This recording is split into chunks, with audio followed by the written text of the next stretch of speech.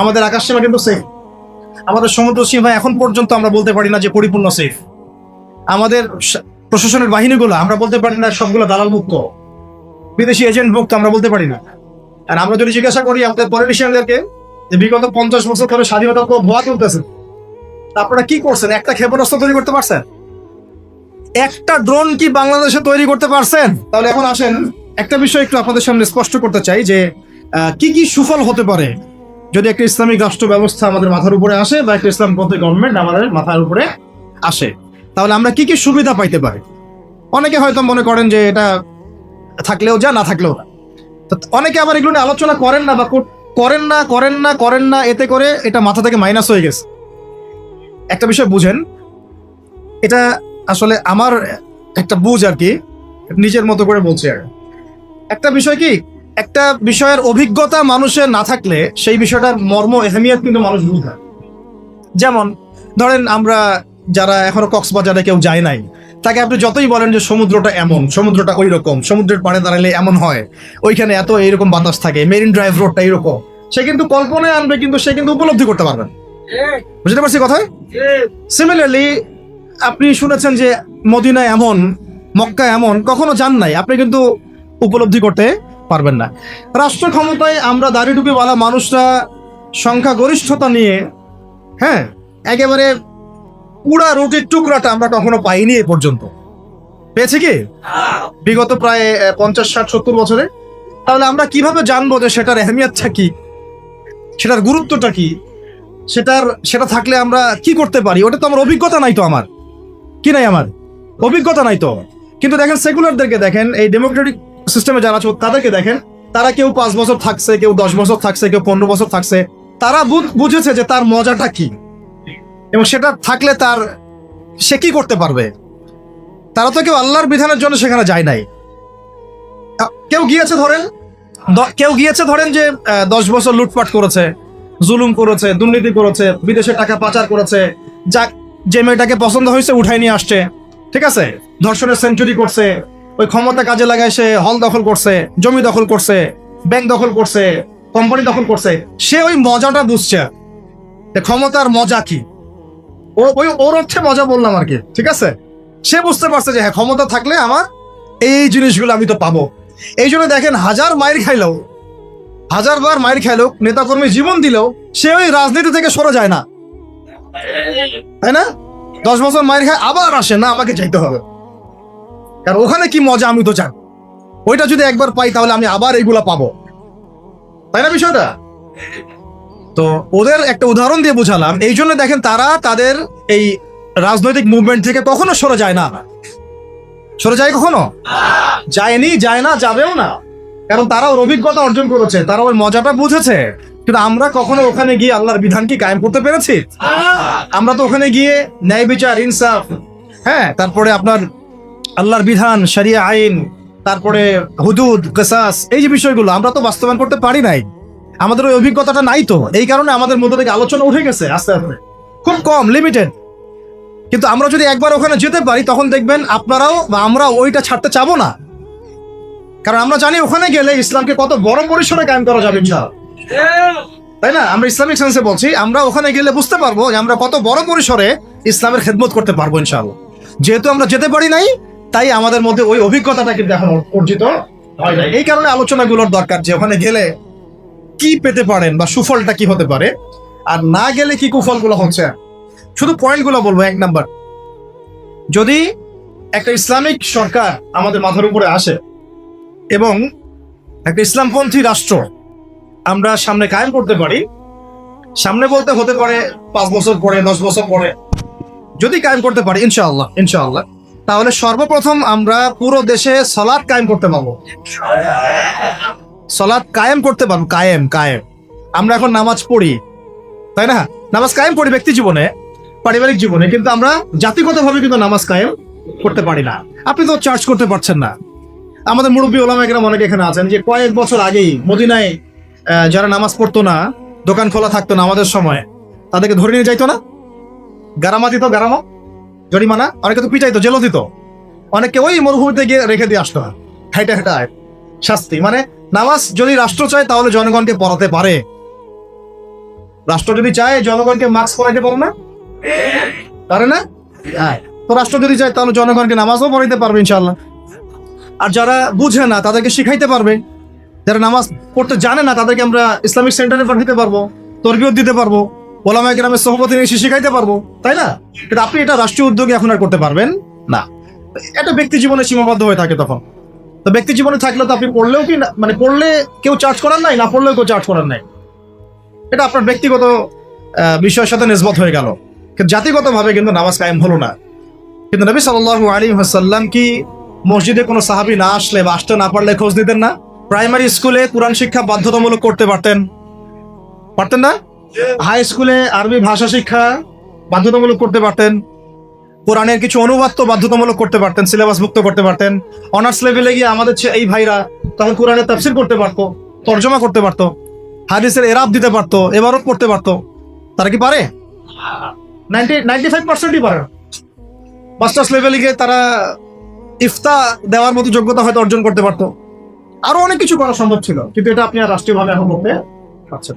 তাহলে একটা বিষয় হচ্ছে, দেখুন এক্সাম্পলটা বুঝেন, এখানে তো অনেক ফ্যাক্টরি আছেন আপনাদের এখানে, এটা দেখে মনে পড়লো আর কি উদাহরণটা, যে দেখেন ধরেন আমি একটা চাদর পরেছি, এখন এই চাদরটা ধরেন যে এক ভাই হাতে সেলাই করছে, 10 জন মিলে হাতে সেলাই করছে, 10টা চাদর উৎপন্ন হচ্ছে, আর এখানে একটা চাদর তৈরির ফ্যাক্টরি আছে, চাদর তৈরির ফ্যাক্টরি আছে। উৎপাদন কার বেশি হবে?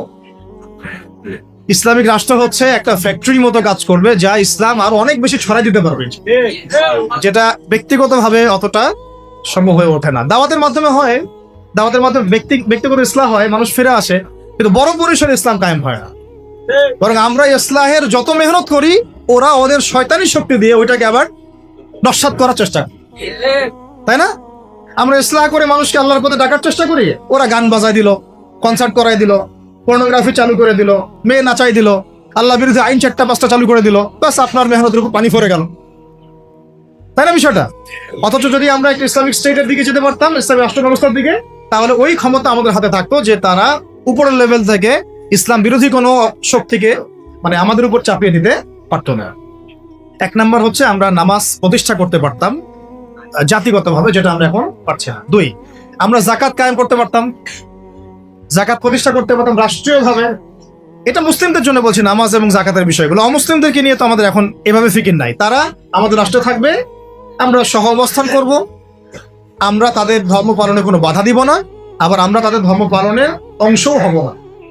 মানে না আমি মূর্তি ভাঙতে যাব, আর না আমি মূর্তি পাহারা দিব, আর না আমি মূর্তি গড়ে দিব। তারা লাকুম দীনুকুম ওয়ালিয়া দিন, তোমাদের দিন তোমরা পালন করো, আমাদের দিন আমরা পালন করব। এবং তোমরা আমাদেরকে জিজিয়া দিবা। কি দিবা? এই জিজিয়া কেন দিতে হবে? কারণ এই জিজিয়ার বিনিময়ে আমরা তাদের জান মাল সম্পদ সন্তান সবকিছু নিরাপত্তার দায়িত্ব নিব, যেটা মদিনা রাষ্ট্রে ছিল।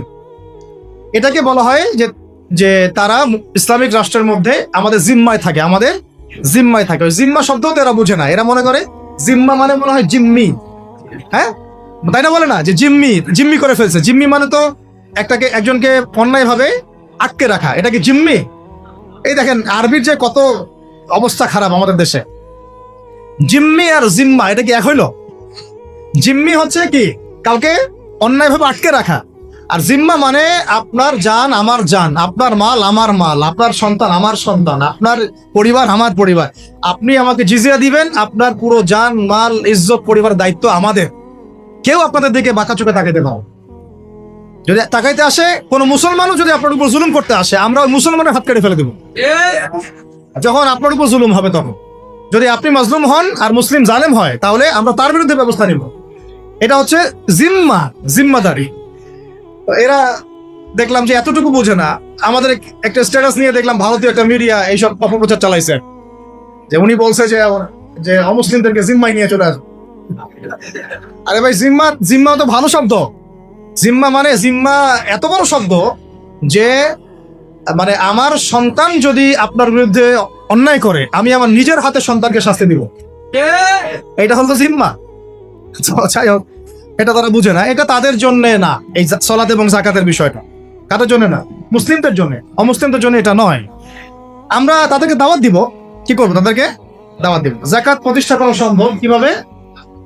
আমরা রাষ্ট্রীয়ভাবে রাষ্ট্রীয়ভাবে আমাদের যাদের নেশাব পরিমাণ সম্পদ হয়েছে একেবারে তালিকাভুক্ত করে সুমারি করে একটা প্রশাসনের বাহিনীকে লাগিয়ে দিয়ে এটাকে আমরা মানে উত্তোলন করতে পারি কিনা? নবী সাল্লাল্লাহু আলাইহি ওয়াসাল্লাম করেছিলেন কিনা? আবু বকর সিদ্দিক, ইবনুল খাত্তাব বিন আফফান, উসমান বিন আফফান, আলী ইবনে আবি তালেব তারা করেন নাই? তখন কি এই জাকাতের অর্থগুলো গরিব মানুষের কাছে সমানভাবে বন্টন করা হয় নাই? জাকাতের 8টা খাতে। এবং তখন কি সমাজের মধ্যে গরিব মানুষের সংখ্যা বেশি ছিল না কম? একজনও খুঁজে পাওয়া যায় তো? ওয়াল্লাহি এখন যদি আমরা জাকাত ভিত্তিক অর্থ ব্যবস্থা চালু করতে পারতাম তাহলে আমাদের সমাজেও কোনো গরিব মানুষ থাকতো। আপনাদের যত ওই কমিউনিজমের মতামত আছে আর ওই পুঁজিবাদ আছে আর এই সমাজতন্ত্র আছে, হ্যাঁ, আর এই যে আরো যত মতবাদগুলো আছে ওয়ার্ল্ড ব্যাংকের, IMF এর, হ্যাঁ, ফেডারেল রিজার্ভ ব্যাংকের, এই সমস্ত মতবাদগুলো ফেল করছে। মানবতার কল্যাণে তারা কিছুই করতে পারেনি। মানবতার কল্যাণে প্র্যাকটিক্যালি কাজ করে দেখিয়েছেন নবী মুহাম্মদ সাল্লাল্লাহু আলাইহি ওয়াসাল্লাম কিভাবে ইসলামী এবং যাকাত ভিত্তিক অর্থ ব্যবস্থার মধ্য দিয়ে সমাজের দরিদ্র মানুষের হক আদায় করতে হয়, এটা তিনি দেখিয়ে দিয়েছেন। আপনারা সেটা কিছুই করতে পারেন, খালি এসব গদবাধা আমাদেরকে ইকোনমিক্সের বই পড়াইছেন। ইকোনমিক্সের কি করছে?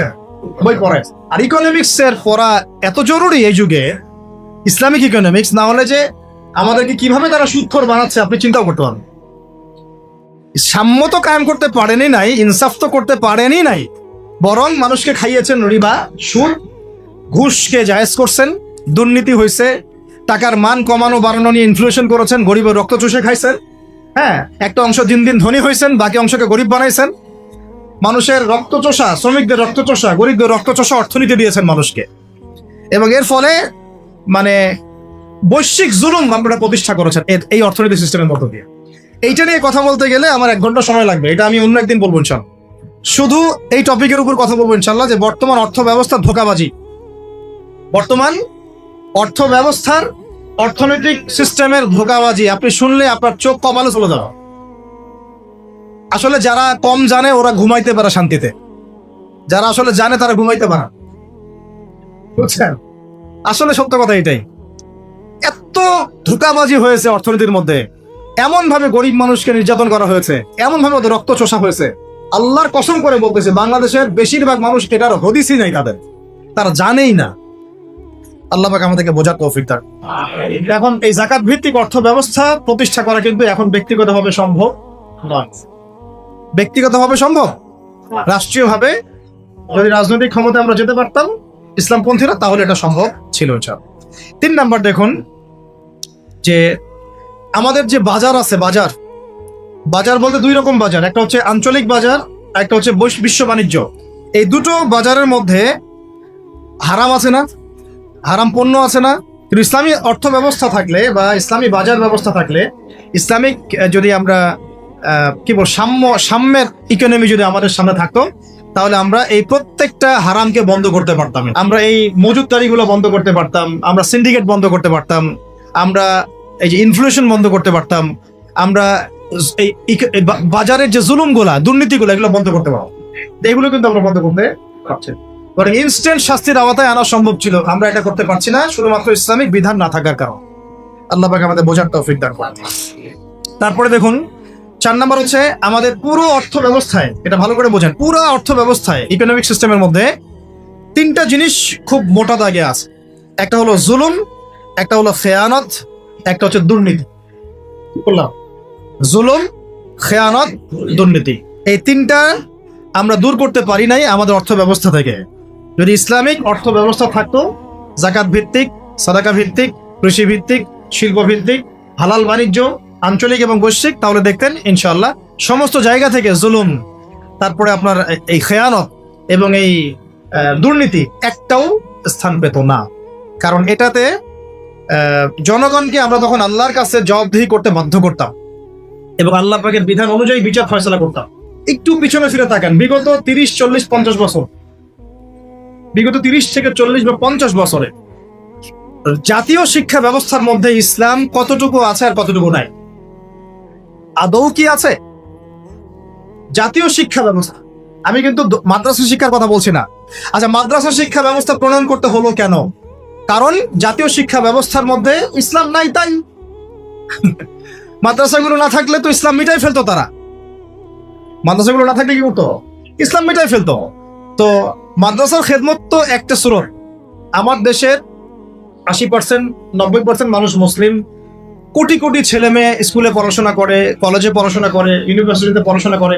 আচ্ছা, তাদের কি মৌলিক অধিকার না যে তারা প্রাইমারি স্কুলে কোরআন শিখবে, হাই স্কুলে তারা অন্তত আরবিটা শিখবে, ফরজে আইনের জ্ঞান জানবে, হাদিস শিখবে, সিরাত শিখবে, কোরআন অনুবাদ করতে পারবে বা কোরআনের তাফসীর করতে পারবে, অথবা তারা ফিকহ বা উসুলের জ্ঞানগুলো অর্জন করবে, মুফতি হবে, মুহাদ্দিস হবে, মুফাসসির হবে। এই অধিকার কি আমাদের এই কোটি কোটি ছেলের নাই, মেয়েদের নাই? আমরা শিক্ষাকে একদম সেকুলার করে ফেলছি। শিক্ষা ব্যবস্থার মধ্যে ইসলাম আনা যাবে না, ঠিক যেমন রাষ্ট্র ব্যবস্থার মধ্যে ইসলাম আনা যাবে না, অর্থনীতির মধ্যে ইসলাম আনা যাবে না, ঠিক ওই রকমই শিক্ষা ব্যবস্থার মধ্যেও ইসলাম আনা যাবে না। এই কনসেপ্টটাই আমরা আমাদের জাতিকে দীর্ঘদিন যুগের পর যুগ অন্ধকারে রাখছে।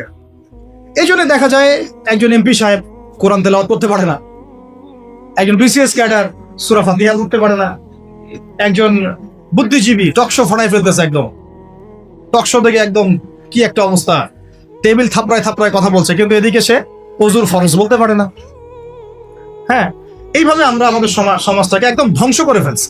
এই জায়গায় কথা বলতে গেলে আমি একটু উত্তেজিত হয়ে পড়ি। আমরা আমাদের সমাজের শিক্ষাটাকে একদম ধ্বংস করে ফেলছি, একেবারে ধ্বংস করে ফেলছি। আমাদের আর্মি অফিসারদের কি এই অধিকার ছিল না যে তারা কোরআনে হাফেজ হবেন, তারা মুহাদ্দিস হতে পারবেন, মুফতি হতে পারবেন? হ্যাঁ, নবী সাল্লাল্লাহু আলাইহি ওয়াসাল্লামের যুগে যারা front line soldier, front line মুজাহিদ, তারা কি মুফতি ছিলেন না, মুহাদ্দিস ছিলেন না, কারি ছিলেন না, হাফেজ ছিলেন না? তাহলে আমাদের তো তারা ফ্রন্ট লাইন যোদ্ধা, তাদের মধ্যে কয়জন হাফেজ, কয়জন আলেম, কয়জন কারি, কয়জন মুফতি, কয়জন মুহাদ্দিস? অথচ তাদেরকে এগুলো শিখতে দেওয়া হয় নাই। কারণ তারা এগুলো শিখে যদি আবার আল্লাহর পথে ফিরে আসে, তারাই যদি আবার ইসলামের রাষ্ট্রের কথা বলেন। র্যাবের ভাইদের অধিকার ছিল না, পুলিশের ভাইদের অধিকার ছিল না, আমাদের বিজিবির ভাইদের অধিকার নাই? সবার অধিকার ছিল। বুদ্ধিজীবীদের, আমাদের ব্যবসায়ীদের, আমাদের এই যে আওয়াম জনগণ যারা, সবার অধিকার ছিল না? এই যে তোমরা যারা জেনারেল লাইন স্টুডেন্ট, তোমাদের অধিকার ছিল না? শিখতে দেওয়া হয় নাই। কিন্তু আমরা তাদেরকে মেসেজ দিতে চাই যে আপনাদের এটা শেখার পূর্ণ অধিকার আছে, এবং আপনারা যদি এগুলো শিখে আল্লাহকে চিনতে শিখেন, রাসূলকে চিনতে শিখেন, এবং ইসলামিক রাষ্ট্রের গুরুত্ব তাৎপর্য বুঝতে শিখেন, আল্লাহ পাক আপনাদেরকে এই যুগের খালিদের ওমর বানাই দেবেন ইনশাআল্লাহ। এবং আপনারাই ইনশাআল্লাহ আজ হোক আর কাল হোক আপনারাই বলবেন যে এই রাষ্ট্রটা যেন ইসলামী রাষ্ট্র হয়। যখন আপনারা দেখতে থাকবেন, বুঝতে থাকবেন যে হ্যাঁ, কত জুলুমের শিকার হচ্ছি আমরা, আর ইসলামী রাষ্ট্র না থাকার কারণে আমরা কিভাবে বঞ্চিত হয়েছি, বৈষম্যের শিকার হয়েছে, তখন আপনারা নিজেরাই ইনশাআল্লাহ তাআলা দাওয়াত এবং জিহাদের মধ্য দিয়ে এই বাংলার মধ্যেই আপনারা ইসলামী রাষ্ট্র কায়েম করবেন ইনশাআল্লাহ। আমরা দোয়া করি যেন আমাদের এই ভাইদেরকে আল্লাহ হেদায়েত দান।